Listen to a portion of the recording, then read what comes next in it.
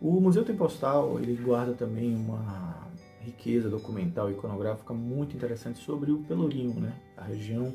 dentro da freguesia da Sé, depois, né, hoje formada pelo atual centro histórico, ela tem ali uma iconografia, uma possibilidade de estudo dessa região muito interessante. Eu chamaria de uma iconografia de transição, e aqui eu vou explicar um pouco por que eu chamo dessa maneira. Na iconografia baiana, de uma maneira geral, pelo menos a do século XIX, comecinho do XX, essa região da Ladeira do Pelourinho não ganhou grande destaque dentro do repertório visual dos fotógrafos mais conhecidos, assim. Não que ela não fosse fotografada. Então, por exemplo, na década de 1860, no comecinho da fotografia na Bahia, Benjamin Mullock fez imagens da região. Um fotógrafo francês que veio numa expedição em 1902 também registrou aquela região. Fotos estereoscópicas, que eram formatos bastante populares, também tinham algumas tomadas dessa região, mas não era o forte. O que a gente vai perceber é que o Pelourinho passa a ser mais fotografado exatamente nesse intervalo, a partir da década de 20 e 30, onde a gente começa a ver algumas imagens pensadas a partir da lógica da cidade, pensar a Bahia dentro como uma espécie de Bahia antiga, uma Bahia lar das tradições, uma Bahia pensada como o repositário, o museu vivo, onde as pessoas poderiam do Brasil e do exterior,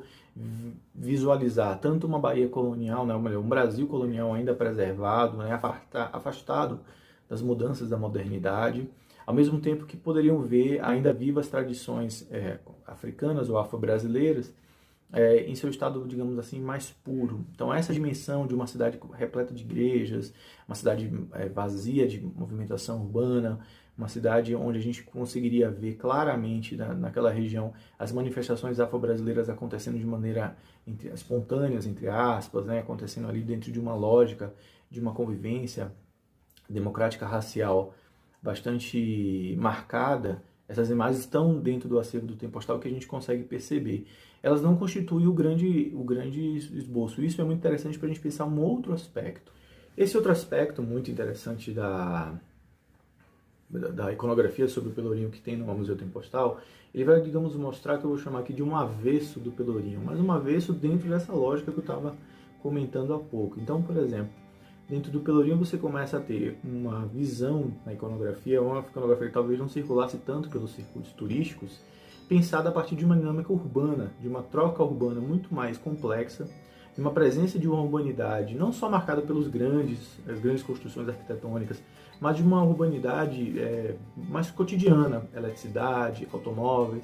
Então tem imagens muito interessantes que tomam a ladeira do Pelourinho como centro, e você consegue perceber claramente essa presença desses elementos, de uma dinâmica urbana muito mais movimentada. Isso é muito interessante para a gente pensar essa iconografia a partir outras leituras sobre essa região, em comparação com outras que estavam circulando na década de 30 e 40 de maneira mais sistemática, mostrando essa Bahia mais tradicional, essa Bahia das igrejas, da manifestação afro-brasileira. Além disso, a iconografia do Tem Postal, ela também permite, digamos assim, o avesso do Pelourinho, que é uma série de fotografias,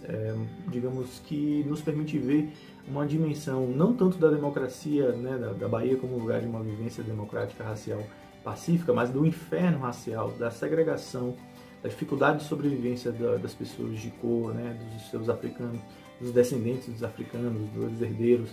do cativeiro, um lugar onde essa população vai morar e que vai tentar sobreviver das maneiras mais das soluções mais possíveis, assim. E a gente tem vários ensaios, né, inspirados ali na tradição da fotoreportagem na década de 40, 50 e 60, que vão tentar mostrar esse outro lado, que é uma documentação muito rica, que ainda não foi explorada, que eu acho que vale a pena a gente conhecer, exatamente porque mostra uma outra dimensão dessa região do Pelourinho que a gente precisa conhecer para entender melhor a nossa história.